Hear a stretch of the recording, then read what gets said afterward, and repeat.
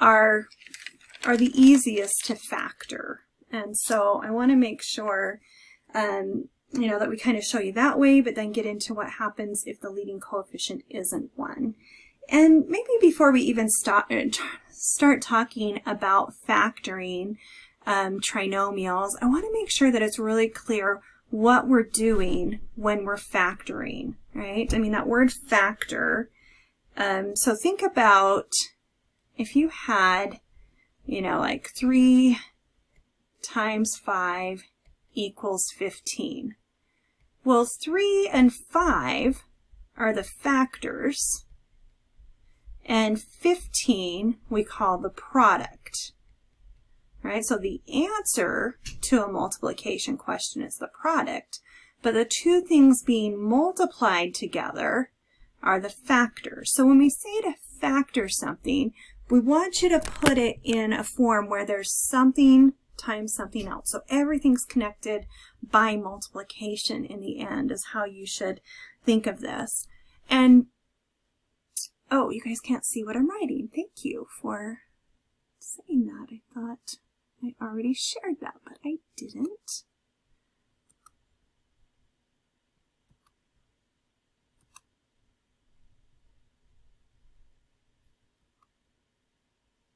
Okay, maybe that's better. Sorry about that. Thanks, Amber. So yeah, so we have, you know, just like I said, the 3 times 5, those are the factors, the two things being multiplied together, and then the product is the answer to it. And so we want to be able to write things in such a form where everything's connected by multiplication, right? And so back in 4.2, we talked about multiplying these polynomials together.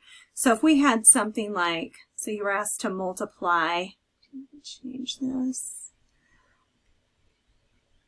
So if you're asked to multiply like x plus 1 times x minus 5, right? And we did that FOIL method, right?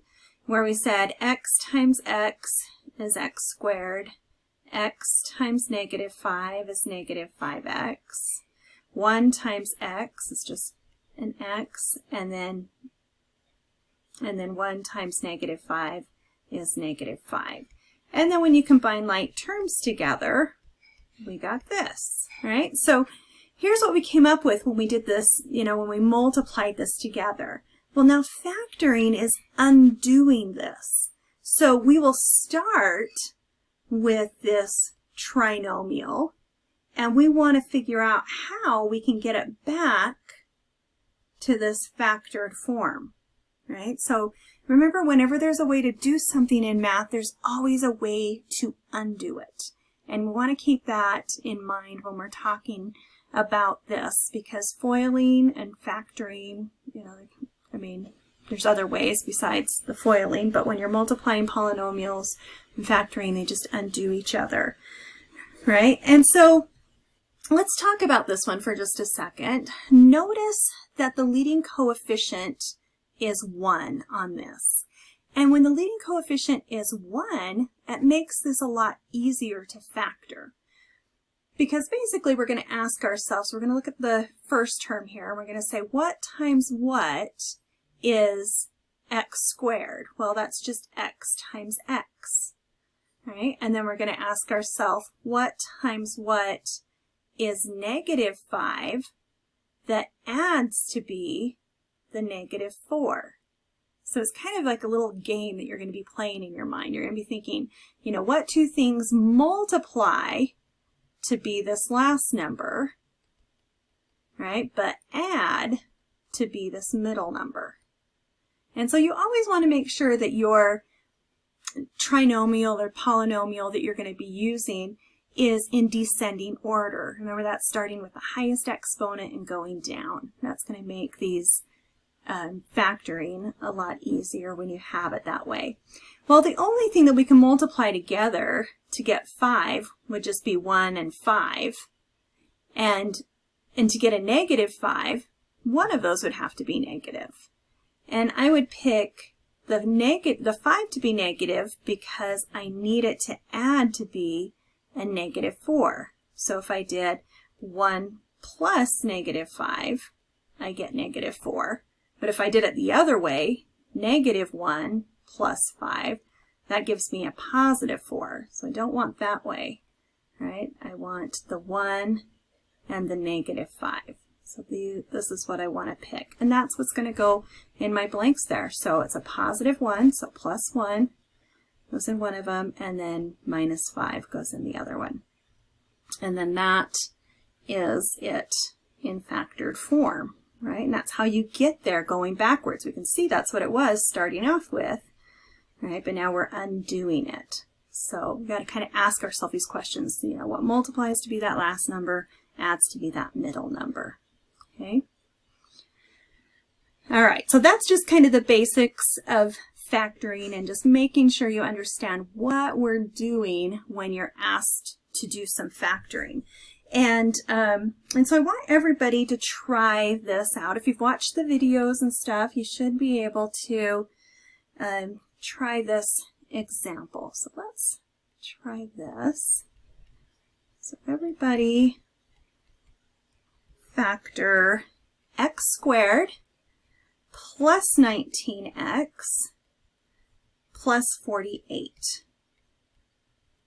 Okay, so go ahead and take a few minutes and see if you can figure out how would that factor.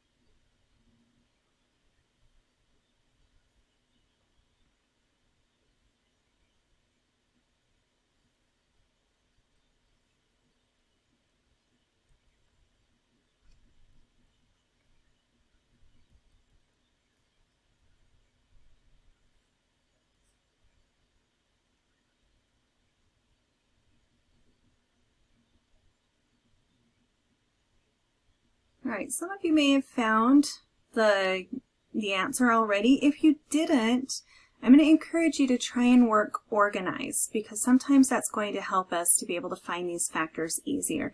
So I'm going to first start with, you know, what times what is 48, and I'm going to always start with my 1, right? 1 times 48 is 48, and then go up 1 from there. So think, is there 2 times something? That's 48. Well, 2 times 24, right? And then 3, right? And then 4, and then 5. And some of these there won't be any factors for, but some of them there will be. So that's what you need to make sure that you're doing, because sometimes it's harder to see what some of the factors are. Maybe they're not, you know, factors that we don't use as often. So, but if I kept going on with this, right? 3 times 16. 4 times 12, all of these things are 48, and then 6 times 8, right? 5 doesn't, and then 7 doesn't. So then I get back here and I'm like, okay, now I'm already to 8. So I know I have all of my factors. So that's why I encourage you to work organized, because then you can make sure that you have all of the factors there, right, that you should. And so, so when we look at these, we're saying, okay, well, it looks like these are the 2 factors that I want, right? So because 3 plus 16 is going to give me 19. So it multiplies to be 48, adds to be 19. And so when I'm writing my answer down, right, and I'm going to refer to these a lot of times as hippo butts, because it kind of looks like a hippo's butt. If you can kind of see that, right? 2 little cheeks there. And sometimes it just is kind of confusing when, you know, students are like trying to figure out, where do I go next? What do I do? So sometimes I'll just say, you know, when the leading coefficient is 1, right, like we talked about before, then you can go straight to hippo butts. Okay, if it's not, then we have to do something else there. All right, so then this, we think to ourselves, what times what is x squared? That's x times x. What times what is 48? That adds to be 19.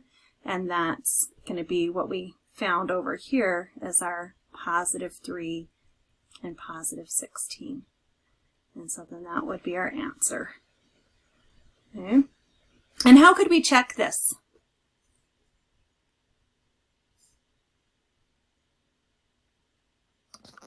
Multiply it back out. Yeah, so, you can just FOIL it together, right? So multiply those two together, FOIL it out, and you better come back with what you started with. So you can always check these and make sure that your factoring is correct on there, okay? So, questions so far on these when the leading coefficient is just 1?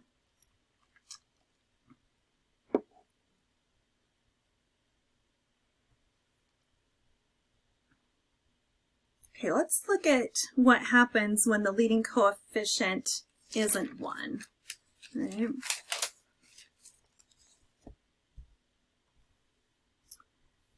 So remember that we're trying to factor something that's in the form of this ax squared plus bx plus c. So this is just kind of the way we write it. Where the coefficient in front of our x squared is a, our coefficient in front of our x term we call b, and that constant term we call c. Right? So, and again, remember I said it's easiest if you put things in descending order before you try and do any kind of factoring on this. All right, so let's take a look, and I guess this one doesn't really, I wanted to look at one like this.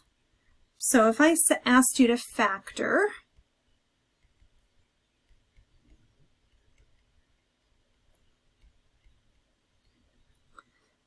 this, what should I do first here? What would be a good first step? Arrange it in the correct order. Okay, so which one's going to go first? Negative x squared.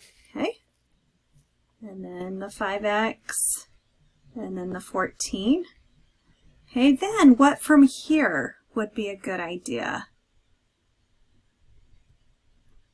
We talked about something last time. Remember how we said when that leading coefficient is negative, that you should factor that negative out.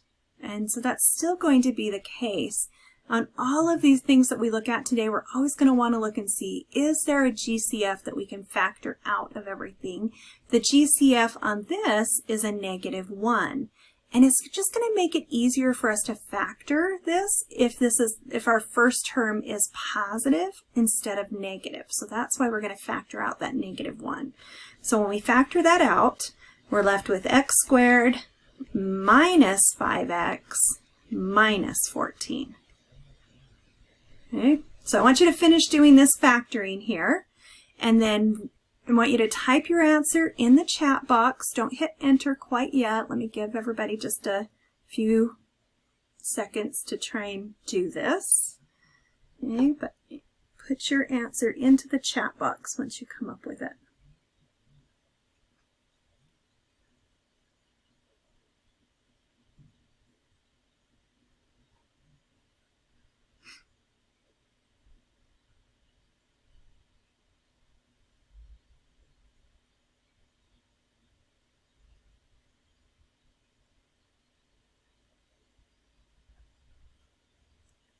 All right, 3, 2, 1, hit enter. Let's see what you guys have. Okay, awesome. Liking what I'm seeing here. Just remember to put that -1 on the outside, or just a negative. All right, if you forgot about that, just make yourself a note somewhere in your notes, just a reminder to not forget about that -1 that's out there. And then I see some answers that are x minus 7 and x plus 2, and other ones that say x plus 2 and then x minus 7. Does it have to be written this way that I have it here? No. Why not? What makes it? Properties of multiplication. Yeah, right? Multiplication is commutative, which means you can change the order. And if you multiply these in any order, right, then you're going to get that because we're saying -1 times this times this. Now be careful because when you try and, multiply this back out, if you're checking, some people try and distribute that -1 to the first set of parentheses, and then they try it again on the second. You don't need to do it to both because it's just saying -1, times x minus 7 times x minus 1. I'm not going to multiply by that -1 twice, right? That's going to change our answer. So usually the fastest way to do this is FOIL those terms together first and then distribute that negative back through. It will be one of the easiest ways to do that. Okay, so make sure you're always remembering, to look for a GCF, right, on any of these, right, because we always want to factor out the GCF first on any kind of factoring. We're always going to look for that. Okay. All right, let's look at one like this. So if I asked you to factor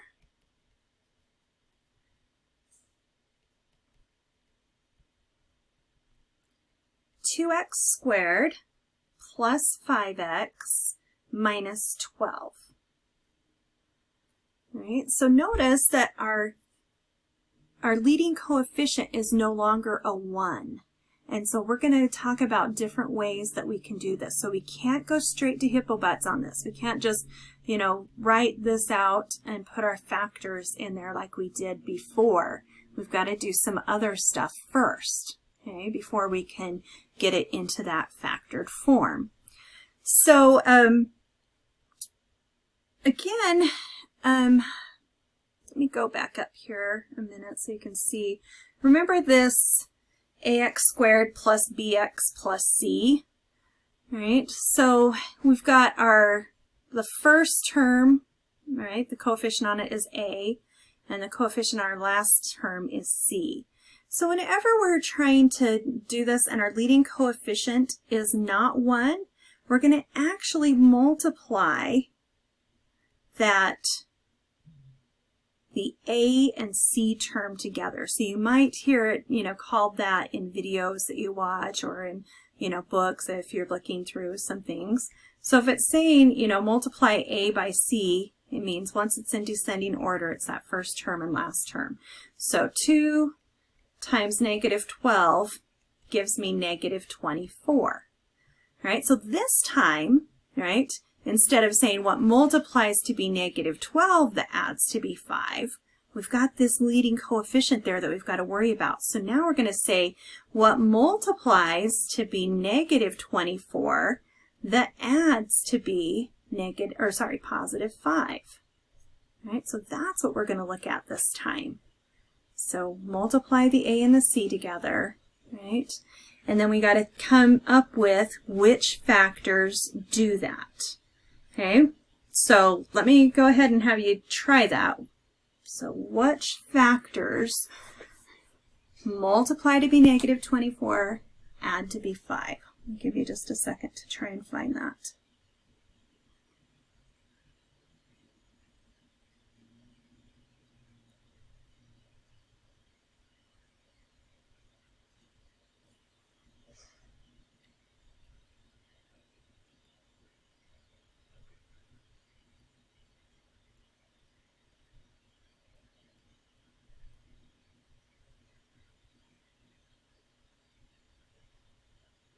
Okay, what are you thinking here? Somebody tell me or type it in the chat box. Which ones? Yeah, so 8 and -3, right? So one of them has to be negative, right? Because the only way to get a negative number here is to have a negative times a positive. And then we just need to decide which one is our positive number and our negative number. Well, since we want a positive 5, right, then our bigger number needs to be positive. Right? So -3 plus 8 does give us a positive 5 that we want. Okay? All right, so then from here, right, this first step where you multiply the a and the c together, right, figure out what that is. So what multiplies to be negative 24, that adds to be 5. I'm going to show you from here 3 different methods that you could do, right? And you would be starting out with this a times c stuff, okay, just like we did here. So one of them, let's talk about factor by grouping, because that was one thing that we talked about last time. And so some people really like that. They're like, oh, I'm familiar with that. And so with factor by grouping, we need to change this trinomial, right, into 4 terms, because remember last time when we talked about factor by grouping, we said we do factor by grouping when there's 4 terms. Well, basically what's happening here is this 5, instead of being a 5, right, we're kind of splitting it out to be a negative 3x and a positive 8x, right? That's what we're changing that middle term to be, right? So when I rewrite this out, my 4-term polynomial, so the first term stays the same, so 2x squared, and then instead of the 5x, I'm going to break that down by what I just found, right? That combination that I found there that works for this. So minus 3x plus 8x, and then minus 12. And it actually doesn't matter which x term you put first and which one you put second. So don't get hung up on that if you're worried about, oh, well, how do I know, whether my 8 goes first or my negative 3? It doesn't matter. Okay, and then with factor by grouping, remember how we split it here, right? And then we factored out the greatest common factor of the first half and the greatest common factor in the second half. Okay, so go ahead and try that. This is just kind of a review of factor by grouping, so try and go from there. See what you would get.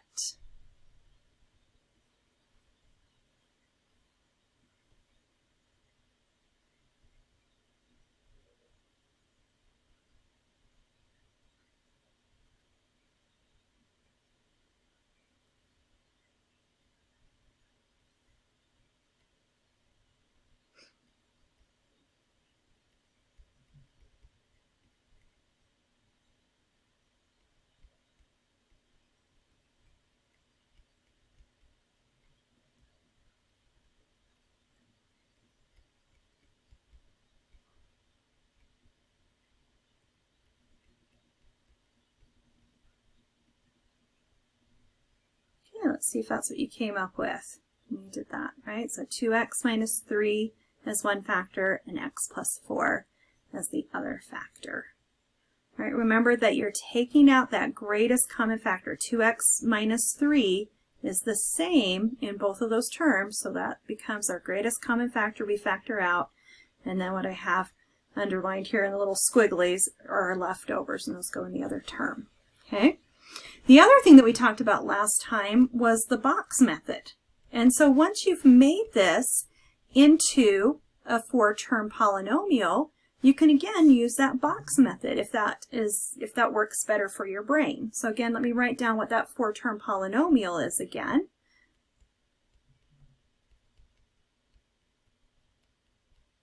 And then remember how you just put those 4 terms inside each of these boxes, right? So I've got my 2x squared, my minus 3x, my 8x, and my negative 12. And then I factor out the stuff that is in common.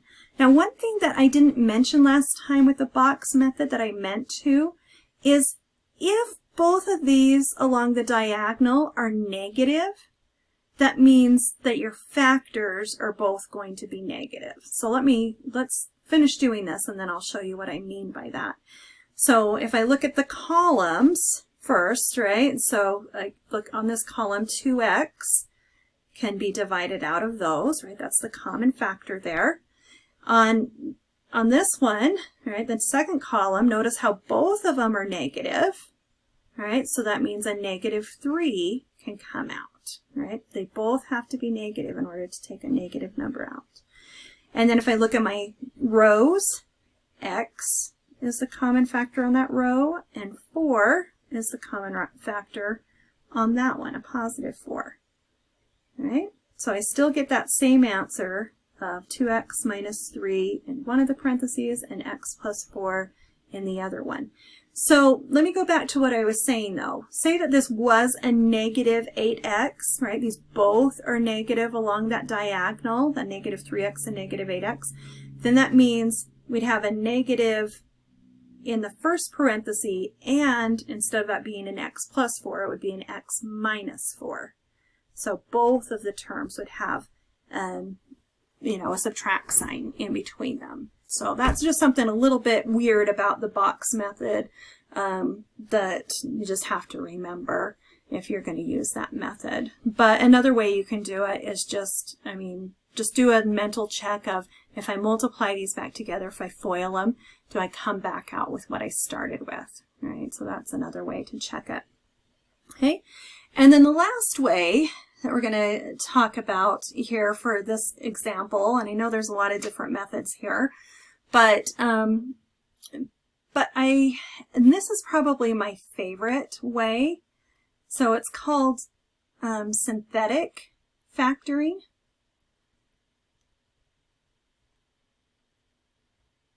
But, and so let me show you what this one does. So after we find, right, what multiplies to be the two numbers, right, so what multiplies to be negative 24 adds to be positive 5, and we figure those out to be negative 3 and positive 8, I'm just going to write those two numbers here. Okay, then I need to go back to my, let's see, let me do it in a different color here. I need to go back up here to my leading coefficient. Remember my leading coefficient was a 2? All right, so I'm going to just kind of put it in this blue color here to hopefully make sure you're seeing what I'm doing with that. So I'm taking this, and this is going to be, I'm going to write these as fractions, and I'm going to put that leading coefficient in the bottom. And I'm going to put my x next to it because remember x times x is what's giving me my x squared. So I'm going to put 2x and 2x. Here, that's just going to remind me that those are my x terms. And then from here I just need to see if anything will reduce on it. Well, in this first one, nothing reduces there, right? 3 and 2, they can't divide. But look at, if I look at that, do you see how that is already one of my factors, right? So there's a factor. And then this one, I just need to reduce that fraction. So 2 divides into 2 once and into 8 4 times. And so then my other one, right, I do x, and it's a positive 4 up top, so x plus 4. And then that is my answer. Right. So I like synthetic factoring because I think it's faster, but for some students they get a little bit lost in what you're doing here, and it does take some practice with anything. But the thing to remember is that you're putting, right, that leading coefficient on the bottom of both of these fractions and then simplifying it. Okay. All right, what can I clarify any of these methods for you? Because on the next example, I'm just going to have you pick a way that you're going to factor it, right, using one of these methods.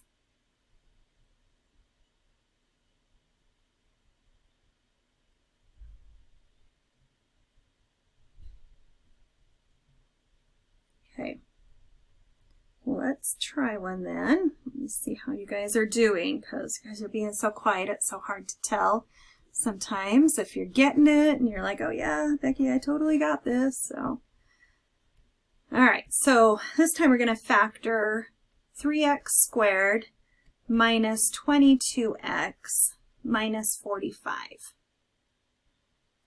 Okay, so go ahead, choose one of those methods, or if you have a different method that you like to use, you can do that as well, but I'd like you to try one of these just to see if it might work better for you.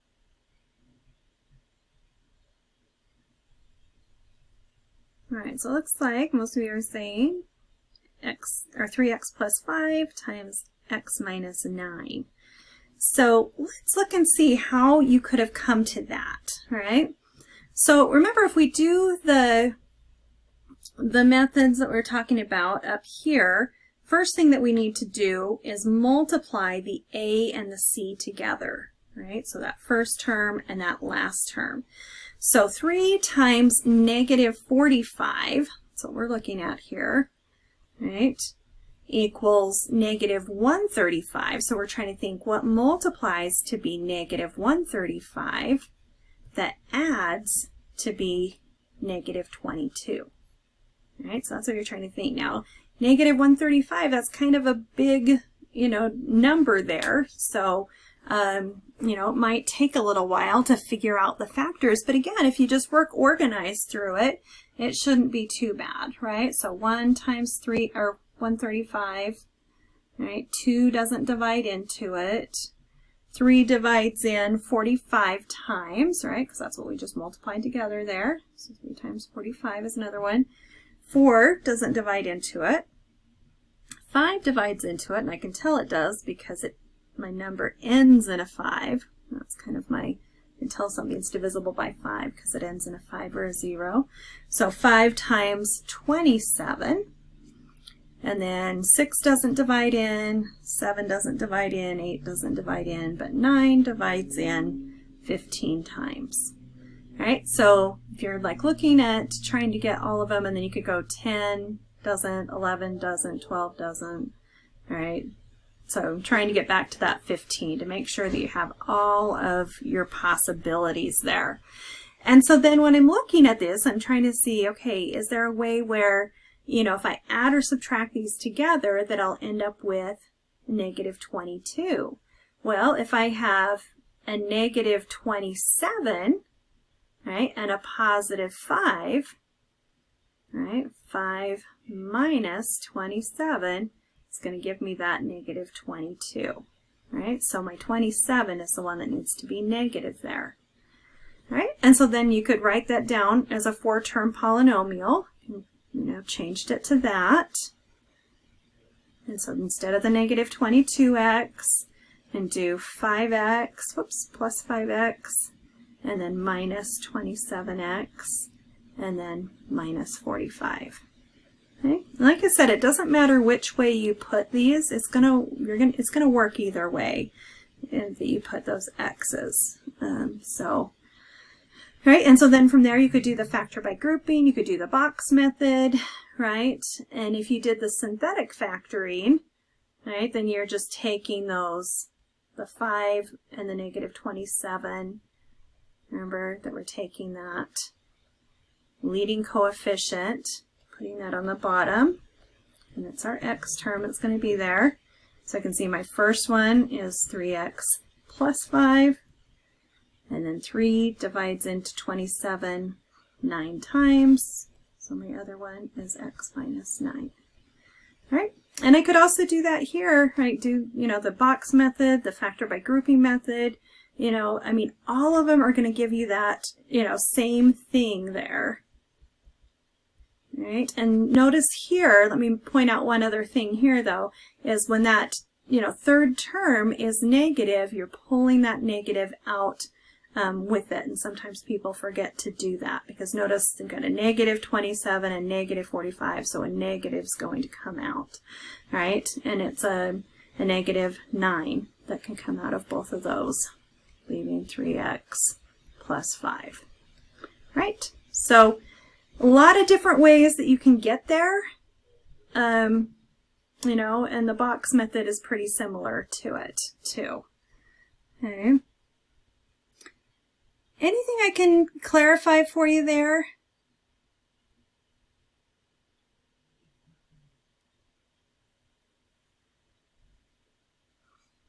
Let's see.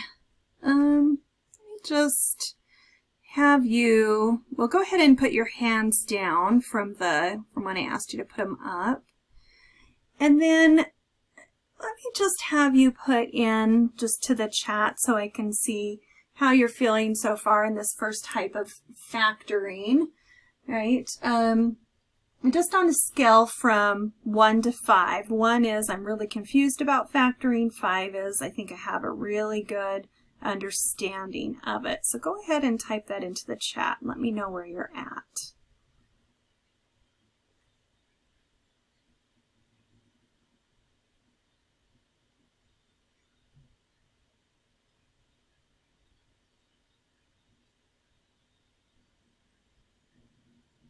All right, will you go ahead also in the chat, and I'm just curious which method you are liking to use. You can, put in the factor by grouping, box method, synthetic factoring, or if you have a different method, just put other. Just curious where you guys are at, what you're thinking.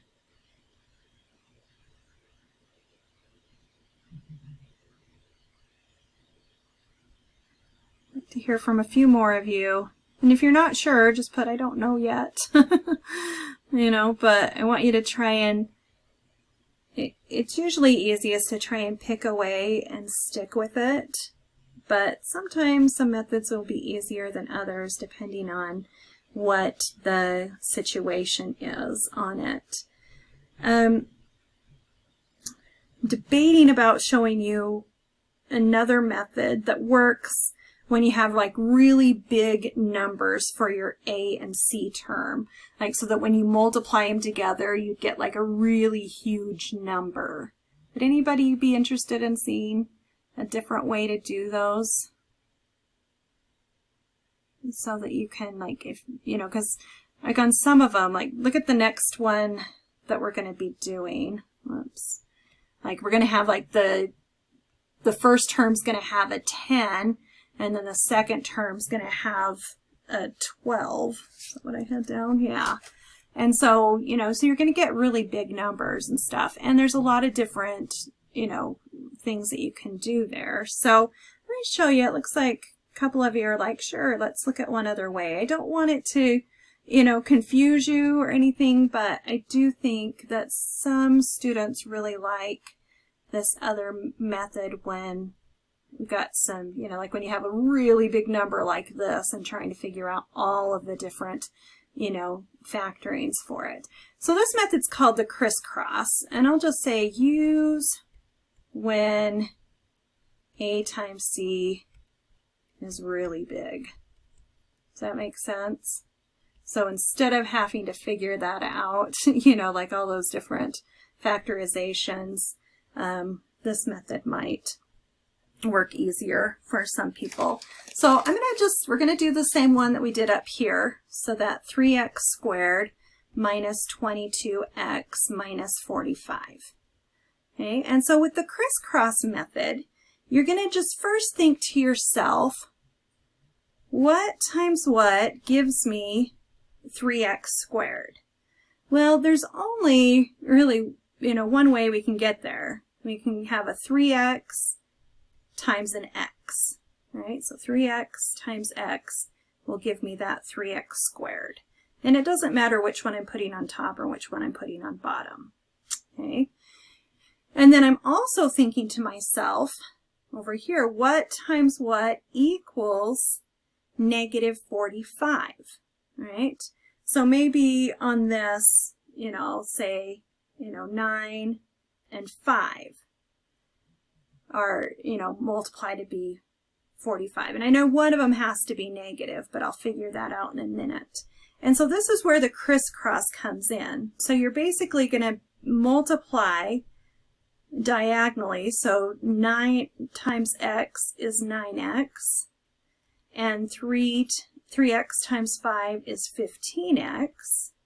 And then I want to look at those and see, is there any way if I add or subtract those together that I would get a negative 22? And there's not, right? If I add them together, I get 24, right? and then, or I'd get 6 if I did it the other way, right? If I subtract. I'm confused how you got the 9 and the 5. So I was just thinking, just two numbers that multiply to be 45. Oh, okay. Yep.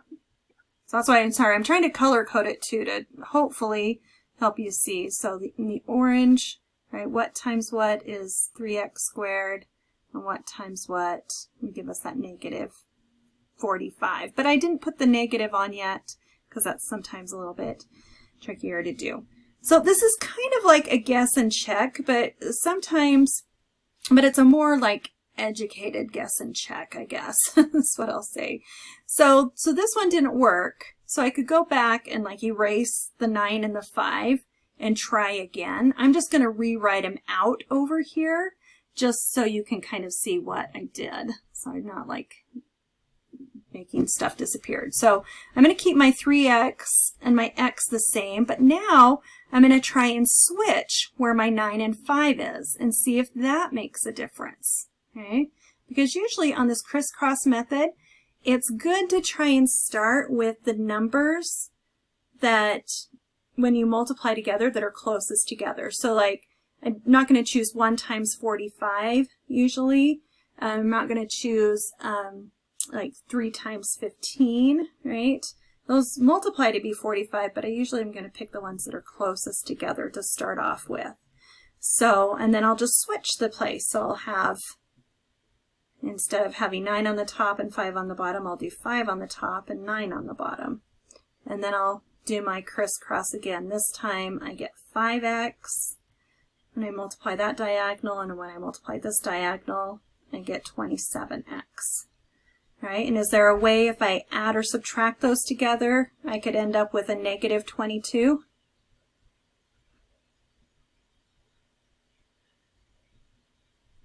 Yeah. How? Tell me what you're thinking there. The negative, add the 5 to a negative 27. Okay, so if we make that a negative 27, we add those together, we'll get a negative 22.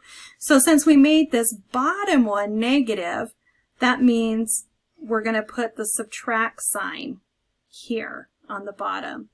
And this one was a positive 5x, so that's going to stay a positive here. And then my two answers come from, right, so here's one factor, and then here's my other factor. Like I said, I mean, this isn't my favorite method to use, but when the numbers are really big, right, my A and C are really big, oftentimes this is a better way to go about it. But you can see up here, right, that's the same thing that we came up with before, just a different way to get there. Okay. So this one kind of takes a completely different, you know, way to look at it. But those of you that have been doing like guess and check or the trial and error method, this one just, I mean, this way kind of just makes it a little bit easier to organize your information and get there a little quicker. So, questions on that?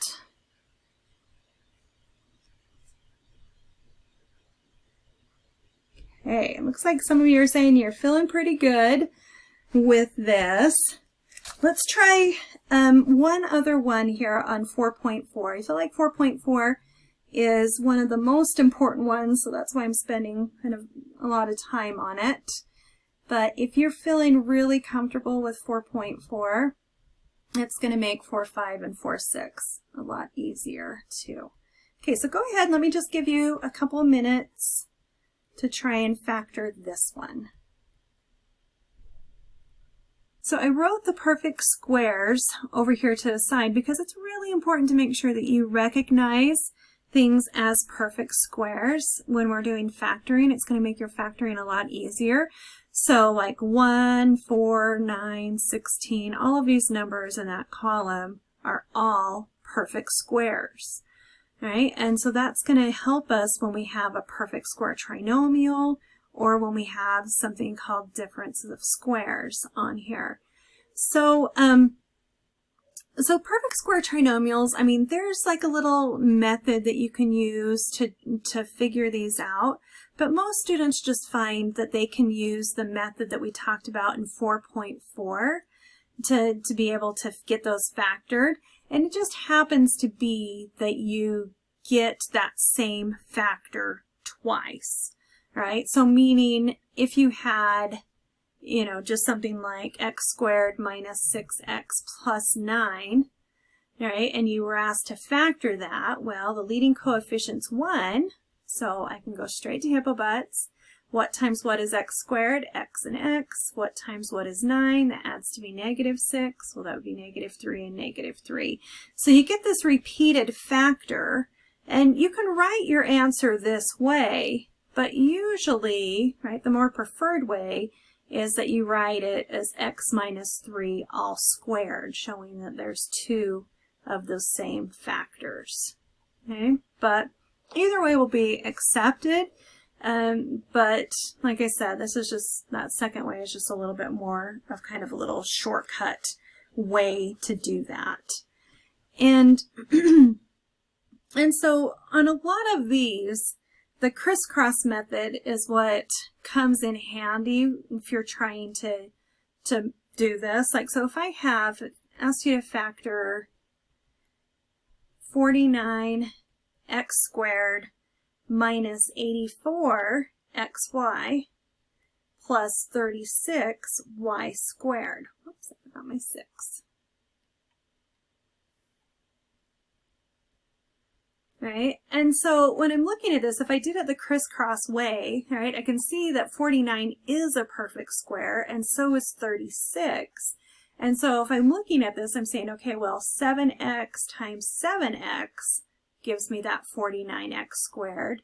6y times 6y gives me that 36y squared. And then when I do the crisscross, right, 7 times 6 is 42, and I've got an x times a y, so 42xy that way, and 42xy this way, but I want to end up with a negative 84 in the middle, so that means both of them need to be negative, right? And when I do that, I end up with that middle term that I want, so both of these need to be negative. So that means my answer would be 7x minus 6y, right? Repeat it again, or just write it as it's all squared. Okay. So, so yeah, I mean, there's just, you can take, you know, the shortcut way of doing this, you know, just by thinking of, you know, what, you know, that 49x squared is 7x times 7x. And so that becomes like your A term in here. And then your 6y becomes your B term.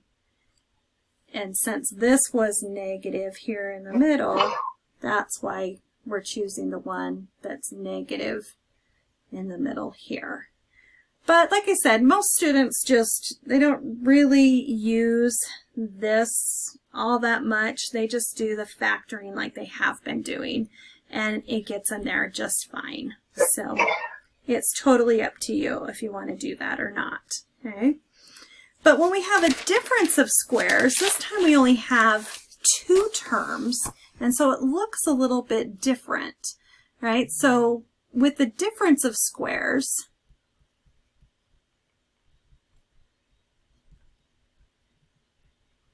that says, like, so if you had a squared minus b squared, that would factor to be something that looks like a plus b in one parenthesis and then a minus b in the other parenthesis, right? And so this one's a little bit different because it starts off with those 2 terms. Now, if you have a sum of squares, and as I was looking at the pre-class quiz, most of you got it right on that one that asked the question about the sum of squares.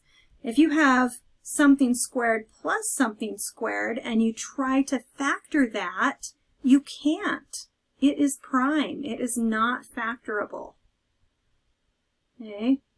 And so we can never, ever, ever factor something that is an a squared plus b squared.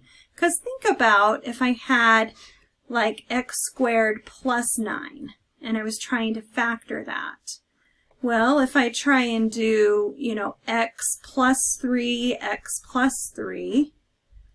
well, that's going to give me the middle term of 6x, which isn't in here, right? And if I try and do like one of these as a minus instead, right, then that gives me a negative 3 times negative 3 is a negative 9, right? This would have to be a negative 9 there, which it's not.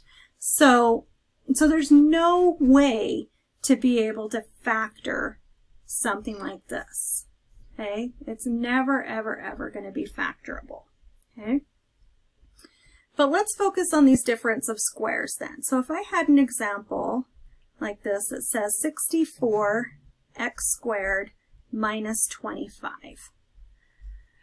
Right? One way that you can do this, which I think is a nice way to kind of help you with these quickly, is to rewrite it. Well, the first thing you should always do is look for a greatest common factor, right? You should always do that on any of these. But there isn't anything that 64 and 25 have in common, so there's no greatest common factor. Well, there's one, but it doesn't matter if we factor out a 1. All right, so when I'm trying to rewrite this, I want you to rewrite it as this way. So something squared minus something squared. Because notice that's how this looks here, right? Something squared minus something squared. So I need to get it written in that exact form, and it's not really written in that form yet. So when I'm thinking of this 64x squared, right, so what squared gives me 64x squared? Well, that would be 8x. And I have to remember my x there. And that's the part that a lot of students forget about, is that x, right? Because you're doing 8 squared is 64, and then x squared is our x squared. Okay, and then what squared is 25? That would be 5. Okay, and then when I'm looking at this, then I can see, all right, this is my a term, and this is my b term. And then I can kind of follow this little formula of sorts here, I guess, if you want to think of it that way, to figure out what the factoring is of this, right? So in my first one, a plus b, well, a is 8x. My b is 5, right? So 8x plus 5. And then in my second factor, right, it's a minus b, so that would be 8x minus 5, right? My a and my b are the same a and b that I'm putting in here. And so that would be my answer. Questions there on that?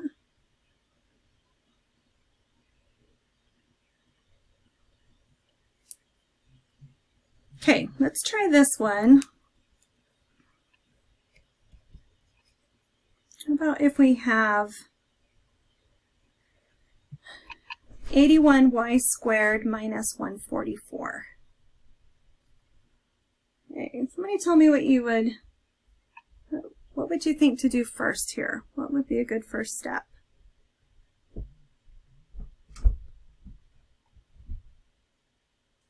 See if there's a GCF. Okay, is there a GCF? Yes. All right, and there's the GCF is 9, right? And it's kind of tricky because you look at these and you see that both of these are already perfect squares.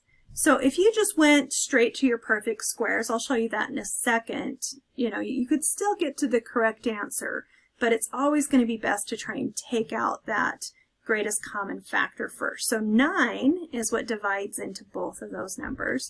So if I factor 9 out, I'm left with 9y squared minus 16, right? And then these are still perfect squares, right?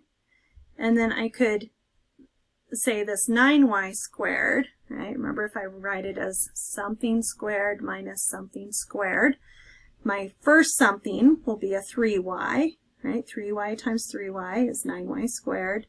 And then 4 goes in my second blank. 4 times 4 is that 16. Right? And then make sure you keep that 9 as part of your answer. Don't just forget about it.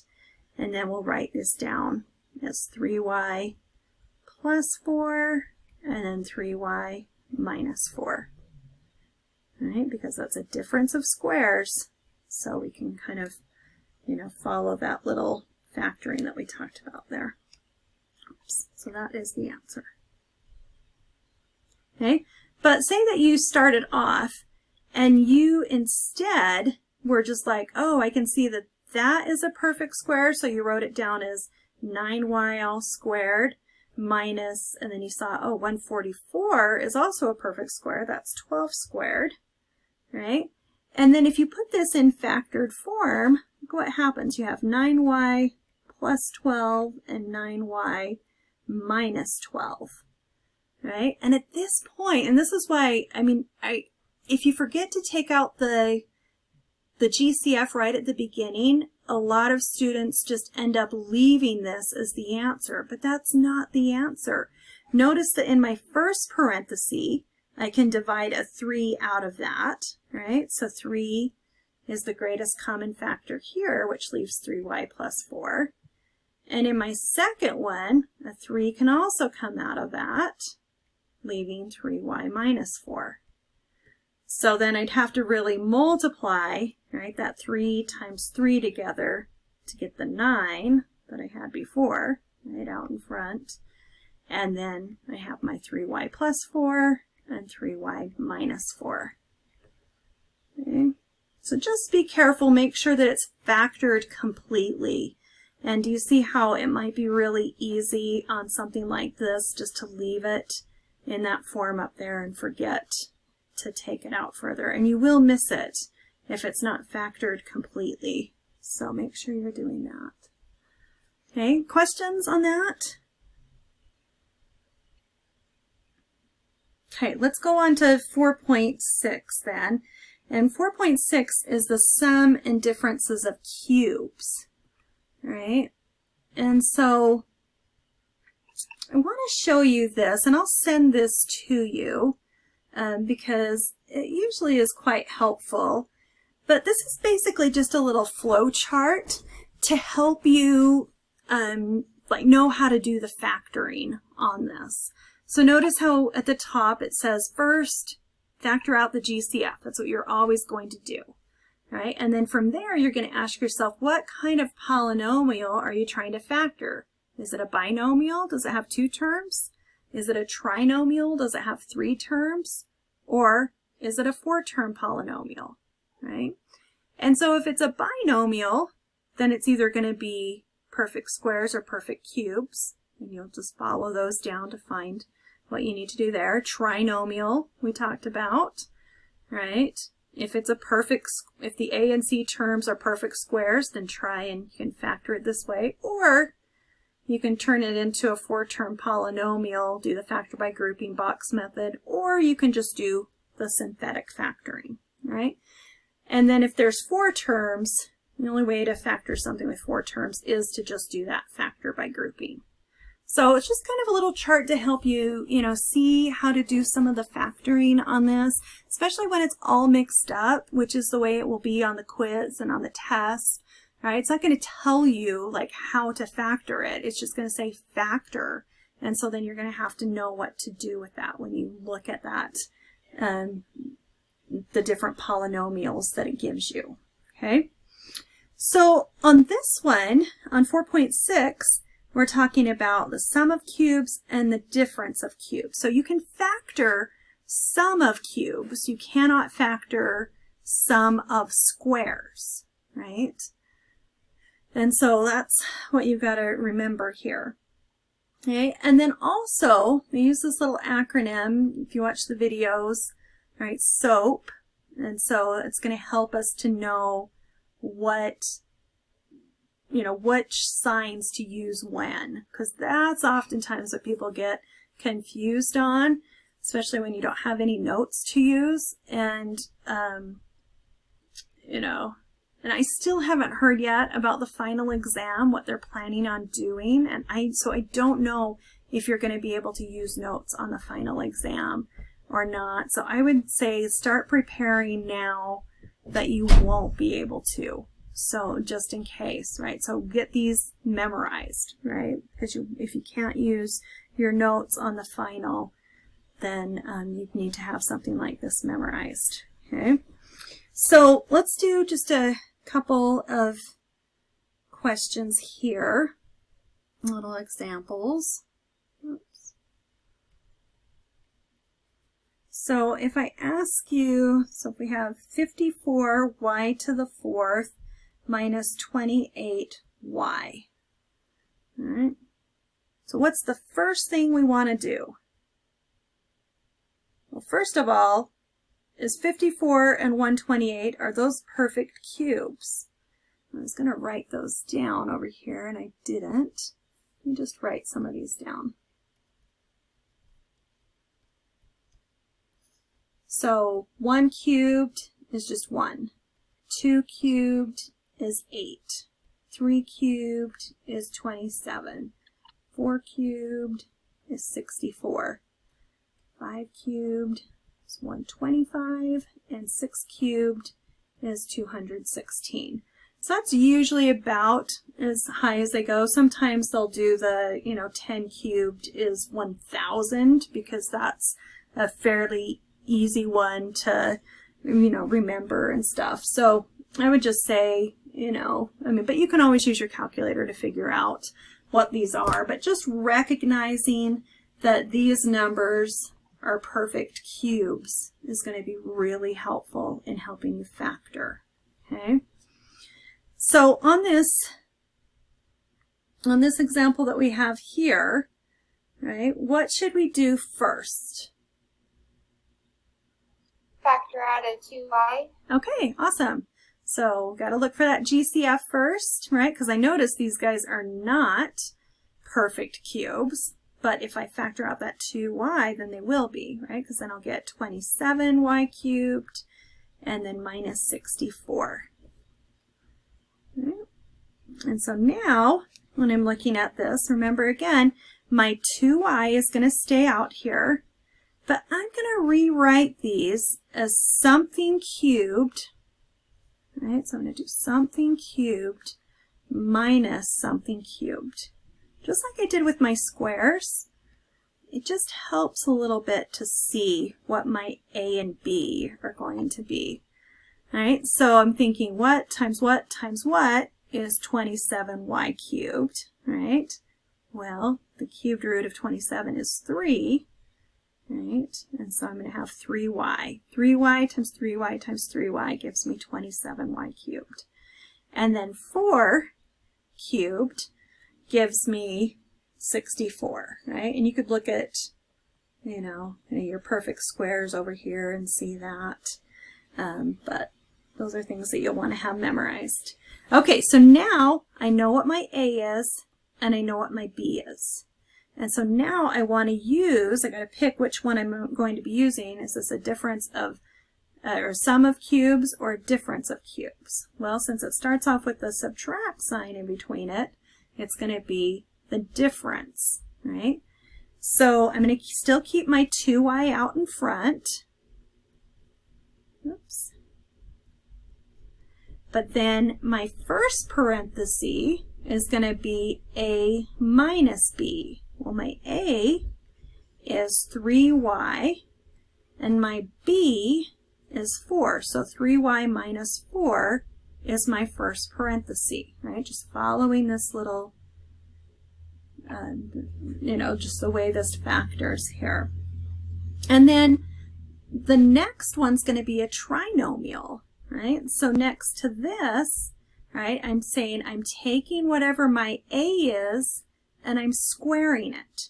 So I have to take that 3y, so I'm going to write it this way. So I'm going to do 3y all squared. And I'm putting it in parentheses because that whole thing has to be squared. And so the answer isn't going to just be 3y squared, right? 3y quantity squared is actually 9y squared. And so in our next step, we'll simplify that more, right?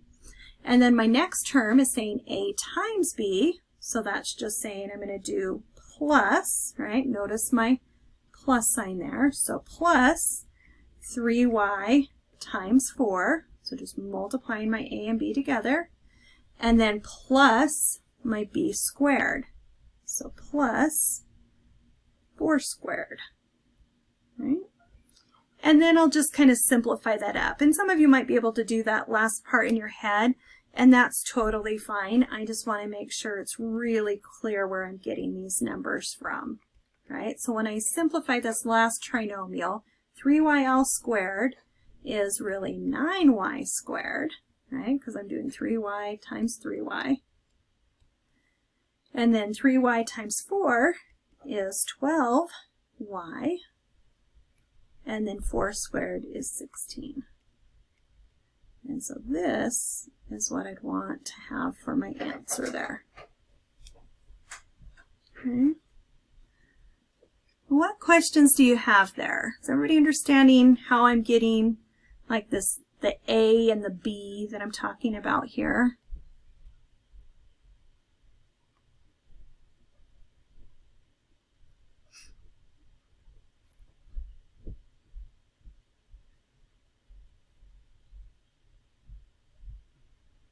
All right, well, let's do one more on here, and this one we're going to have, somebody was asking about it earlier, if we have something raised to like the 6th power or something, what we do with something like that. Okay, so let's try this. Whoops. So if I'm asked to factor x to the 6th minus 216y to the 6th. Okay, again, I want you to write this down, right? Because, well, first of all, this is where it gets kind of tricky, because sometimes people are trying to figure out, well, wait a minute, is this a difference of squares or is it a sum of squares? How can I know which one? Or a difference of cubes?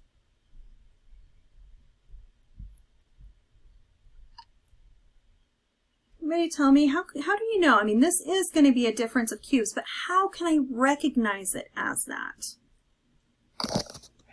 By knowing your cube roots are. Yes, right? 216 is a perfect cube. It's not a perfect square. And so knowing those and having those memorized is going to really key you into that, right? Because do you agree, and I'll erase this here in a second, but do you agree that if I had x squared cubed, that's x to the 6th power? Or if I had x cubed all squared, that's also x to the 6th power. And so that's why sometimes students get confused. They're going, well, wait a minute. Am I supposed to write this out as something squared minus something squared or something cubed? And in this one, it is cubed, and you can tell that because 216 is a perfect cube, not a perfect square. Okay? So then on this, right, so I'm thinking what all cubed is going to give me x to the 6th? Well, that would be x squared, right? X squared times x squared times x squared is x to the 6th. And then in here, this is that other thing you got to make sure you're really careful with. So what times what times what gives me 216y to the 6th? Well, remember that the 216, right? If I look back on my perfect cubes up here, I see that 6 cubed is 216. So that's why I know this is going to be 6, but not just 6, but 6y squared. Because again, I need to make sure that when I multiply this all together, I come back with that 216y to the 6th. Let me stop right there a second, because that's usually the most confusing part on this. So what questions do you have there on this?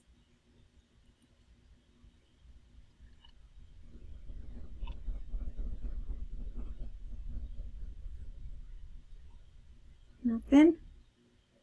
Okay, so let's keep going. So this, right, is my A. This whole thing is my A, and this whole thing is my B. And so when I'm writing this down in the factored form, I'm going to have A minus B in my first parenthesis. And remember, I know that because it starts with the subtract sign in it. So A minus B. Whoops, I didn't want to put A though.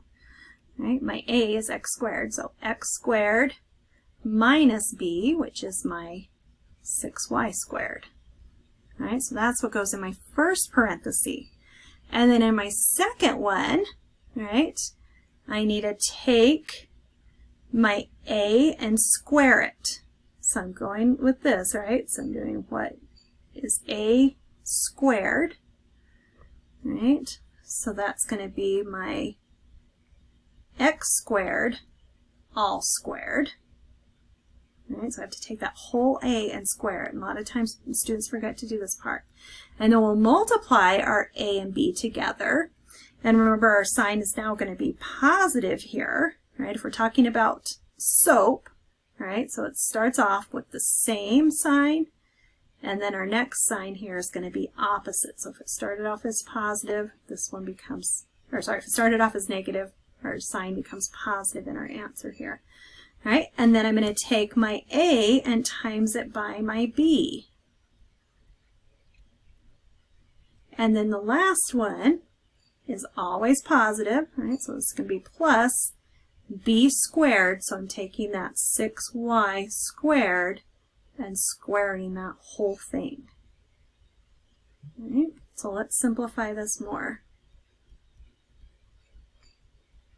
So really, I get x to the 4th here, right? And then when I multiply these terms together, I get plus 6x squared y squared. And then my last one, 6y squared, right? I'm doing 6 squared is 36, y squared squared is y to the 4th. All right, and so this would be my answer. And if I wanted to check it, right, I could multiply this all through. And the cool thing about this, I mean, notice how there's just 2 terms that we start off with. So when you start multiplying these together, you see all of these terms start canceling each other out. So in the end, like if you're trying to check it by doing this multiplication, then you just have those 2 terms, which is really cool the way that works out.